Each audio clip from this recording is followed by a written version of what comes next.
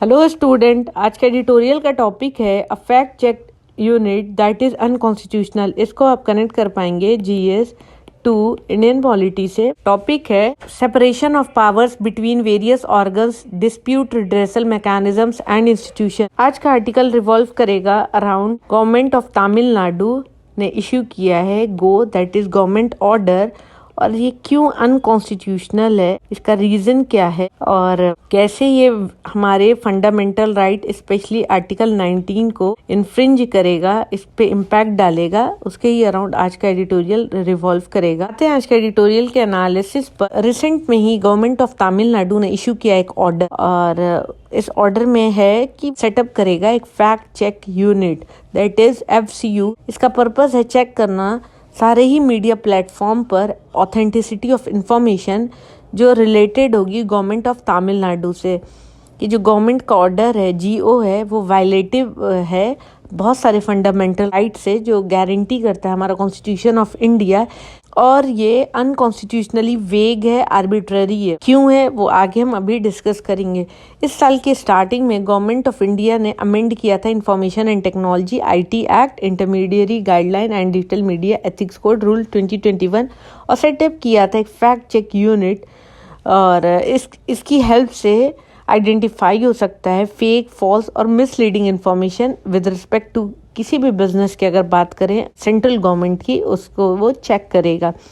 इस रूल को चैलेंज किया बिफोर बॉम्बे हाई कोर्ट, और जजमेंट जो है वो एक्सपेक्ट किया गया है कि डिलीवर्ड होगा December 1 में। गवर्नमेंट ऑफ इंडिया ने अंडरटेकिंग दी है हाई कोर्ट को related to fact check unit, और वो नोटिफाई नहीं किया जाएगा जब तक जजमेंट ना आ जाए। गो ने पासिंग रेफरेंस फॉलो की है जो प्रोविजन IT रूल्स में दी हुई हैं, लेकिन वो डिस्क्लोज नहीं करेंगे अपनी अंडरटेकिंग जो उन्होंने बॉम्बे हाई कोर्ट को दिया है। अगर हम ऑपरेटिव पार्ट देखें GO का, वो इशू किया गया है गवर्नमेंट ऑफ तमिलनाडु ने, और उनका कहना है कि जो फैक्ट चेक यूनिट है वो चेक करेगी बहुत तरह की जो इन्फॉर्मेशन है related to announcement, policies, schemes, guidelines और जो इनिशिएटिव लिए गए हैं गवर्नमेंट ऑफ तमिलनाडु के द्वारा।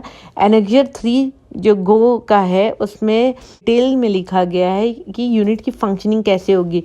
फैक्ट चेक यूनिट के पास पावर दिया गया है कि वो सुओ मोटो मतलब ऑन इट्स ओन, मतलब खुद से कोई वहाँ पर जाए, अपील करे या नहीं करे, वो अपने लेवल पर खुद से जाकर इसमें कॉग्निसेंस ले सकते हैं, एक्शन ले सकते हैं। बात अगर सोशल मीडिया पोस्ट या आर्टिकल की आएगी और जहाँ पे ज़रूरत होगी फैक्ट चेकिंग की। ये नीडलेस है यहाँ पे कहना कि जो एक्ट होगा ऑफ कोर्स वो कंप्लेंट जब उनके पास रिसीव होगी किसी के द्वारा भी, मोटो का मतलब ही यही होता है। यहाँ पे कहना मतलब इतना इम्पोर्टेंट भी नहीं है क्योंकि सभी को पता है कि सुओ मोटो एक्शन तो लेंगे ही। इसके साथ साथ अगर उनको कंप्लेन मिलती है किसी के भी द्वारा तो उस पर भी वो एक्शन लेंगे, और आइडेंटिफाइड कंप्लेंट को वो रिसर्च करके देखेंगे, बहुत सारे फैक्ट चेक करेंगे और उसके टूल्स हैं उनके पास बाकायदा, और वेरीफाई करेंगे through government sources like website, press releases and government social media accounts. उससे वो चेक करेंगे कि वो पर्टिकुलर जो बातें कही गई हैं वो सच है या नहीं है। जो भी इंफॉर्मेशन है उसको स्प्लिट कर दिया जाएगा 2 पार्ट में। फर्स्ट होगा एक्शनेबल एंड सेकंड होगा नॉन एक्शनेबल पूल। तो इसमें 2 पार्ट्स में डिवीजन हो जाएगा, और जो कंप्लेंट फर्स्ट कैटेगरी में आएगी दैट इज एक्शनेबल, जिस पे एक्शन ले सकते हैं, और उसको फॉरवर्ड किया जाएगा अथॉरिटीज जो कंसर्निंग होंगी उसे, और वो इनिशिएट करेंगे लीगल एक्शन। के आगे जब वेरिफिकेशन हो जाएगा, ऑथेंटिसिटी देखी जाएगी इंफॉर्मेशन की from authorise sources of the government, फिर उसके बाद फैक्ट चेक यूनिट डिसेमिनेट करेगी creative content through its social media platform, और क्रिएट करेगी लोगों को अवेयरनेस रिगार्डिंग जो झूठी बातें फैलाई गई हों। ये जो पार्ट है गो का वो वायलेट करता है बहुत सारे सेटल्ड प्रिंसिपल ऑफ लॉ।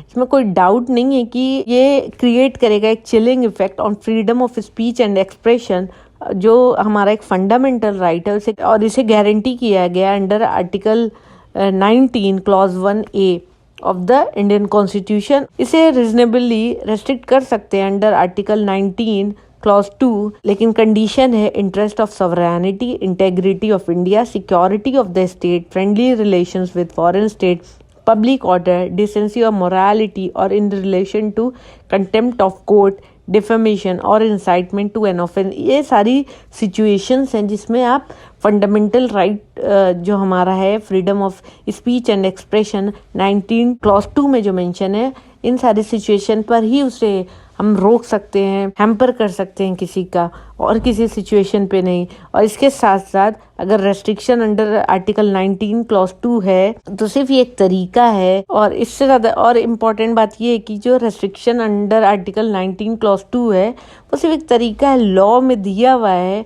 और इसे हेल्ड करते हैं सुप्रीम कोर्ट ऑफ इंडिया। और इस लेजिस्लेशन को पास किया है स्टेट ने। अगर सेटल्ड लॉ की बात करें तो गो इम्पोज नहीं कर सकता restriction, specially freedom of speech and expression. और यहाँ पर बात है पब्लिक इंटरेस्ट की, और ये कोई ग्राउंड नहीं है आर्टिकल 19 क्लॉज 2 में जो रेस्ट्रिक्ट करे freedom of speech and expression. Fact check unit की अगर हम बात करें तो इसका टास्क है चेक कर ऑथेंटिसिटी ऑफ एनी इंफॉर्मेशन जो रिलेटेड होगी गवर्नमेंट ऑफ तमिलनाडु से। अगर हम इस फ्रेज को देखें, information related to the government of Tamil Nadu, तो कहीं पे भी डिफाइन नहीं किया गया है गो में, और इस वजह से इसे अनकॉन्स्टिट्यूशनली वेग और आर्बिट्ररी बनाया गया है। किसी ऑथर के ओपिनियन में अगर इकोनॉमिस्ट क्रिटिसाइज करते हैं किसी इकोनॉमिक या सोशल पॉलिसी जो गवर्नमेंट की है, या इन्वेस्टिगेटिव होते हैं आर्टिकल को लेकर कोई जर्नलिस्ट, तो क्या इसके अंडर डाल के फैक्ट चेक यूनिट को दे दिया जाएगा कि वो अगेंस्ट बोल रहे हैं? तो ये सारे सवाल आ रहे हैं लोगों के दिमाग में।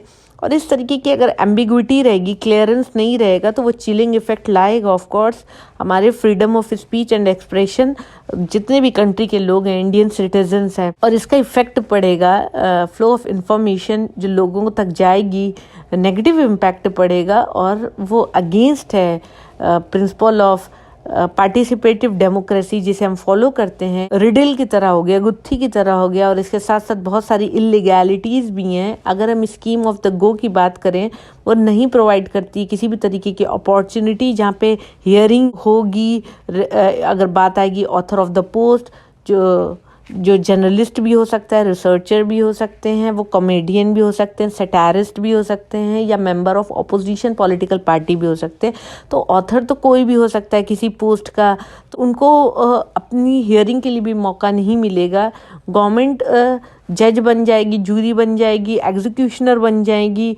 अगर बात जब आएगी ऑथेंटिसिटी देखने की किसी भी इंफॉर्मेशन की जो रिलेटेड होगी गवर्नमेंट ऑफ तमिलनाडु, तो कहीं ना कहीं एक तरीके से अगर इसे देखें तो गवर्नमेंट के लिए बायस हो रहा है, और ये आम लोगों के लिए, स्पेशली जर्नलिस्ट या जो क्रिटिक होते हैं इकोनॉमिस्ट, रिसर्चर, उनके लिए क्या चैलेंज है सारे डेमोक्रेसीज फेस पर। गो के इंट्रोडक्टरी पैराग्राफ में ऐसा लिखा हुआ है कि सोशल मीडिया का जो इमर्जेंस है और उससे रिलेटेड जो इश्यूज हैं, मिस इन्फॉर्मेशन या डिस इन्फॉर्मेशन या फेक न्यूज़ या हेट स्पीच के, उसको ज़रूरी है चेक करना। इस वजह से फैक्ट चेक यूनिट को बनाना ज़रूरी हो गया स्टेट गवर्नमेंट के द्वारा। ये सिर्फ एक आधा सच है, क्योंकि हेट स्पीच का कोई डायरेक्ट नेक्सस नहीं होता है information related to government of Tamil Nadu के। ये सिर्फ आधा सच है, क्योंकि हेट स्पीच का डायरेक्ट कोई नेक्सस नहीं है इन्फॉर्मेशन जो गवर्नमेंट ऑफ तमिलनाडु से है। ये सिर्फ आधा सच है, क्योंकि हेट स्पीच का कोई डायरेक्ट नेक्सस नहीं है, कोई डायरेक्ट रिलेशन नहीं है जो रिलेटेड इंफॉर्मेशन होती है गवर्नमेंट ऑफ तमिलनाडु से। और इसका जो फोकस है और जो स्पेशल, ये सिर्फ आधा सच है, क्योंकि हेट स्पीच का कोई डायरेक्ट नेक्सस या रिलेशन नहीं है इन्फॉर्मेशन जो गवर्नमेंट ऑफ तमिलनाडु की होती है। और यहाँ पर गो का स्पेशल फोकस जो होगा और फैक्ट चेक यूनिट का होगा वो यही होगा। मिस या डिस इन्फॉर्मेशन या फेक न्यूज़ एक चैलेंज है डेमोक्रेसी के लिए, और ये सिर्फ इंडिया की नहीं पूरी दुनिया की बात है।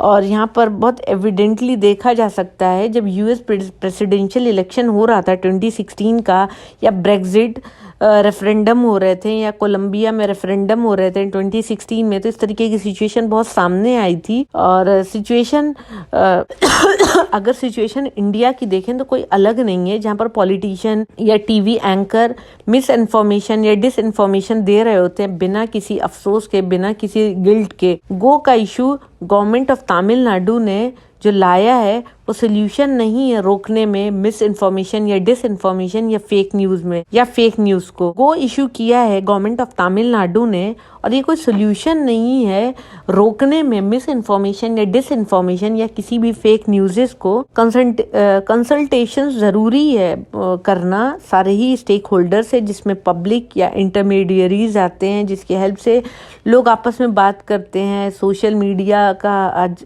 बहुत ज़्यादा स्कोप हो गया है, लाइक फेसबुक, एक्स, पहले इसे ट्विटर के नाम से जाना जाता था, गूगल। एग्जाम्पल के लिए देखें तो यूरोप में यूरोपियन कमीशन ने इशू किया था code of practice on disinformation on सितंबर 26, 2018, और इसे इशू करने से पहले एक ब्रॉड कंसल्टेटिव प्रोसेस किया गया, ओपिनियन पोल लिया गया, जिसमें कवर किया गया सारे ही मेंबर स्टेट्स को। इस मेजर में इंक्लूड कर सकते हैं support for an independent network of fact checkers and promote कर सकते हैं मीडिया लिटरेसी। कोई मैजिक नहीं हो जाएगा ये जो गवर्नमेंट ऑर्डर आया है उससे, लेकिन state run fact check unit सिर्फ एक काम कर सकती है, ये और ज़्यादा हार्म कर सकती है सोसाइटी को। तो ये था आज का एडिटोरियल का analysis. Thank you for watching my video. Please like, share and subscribe.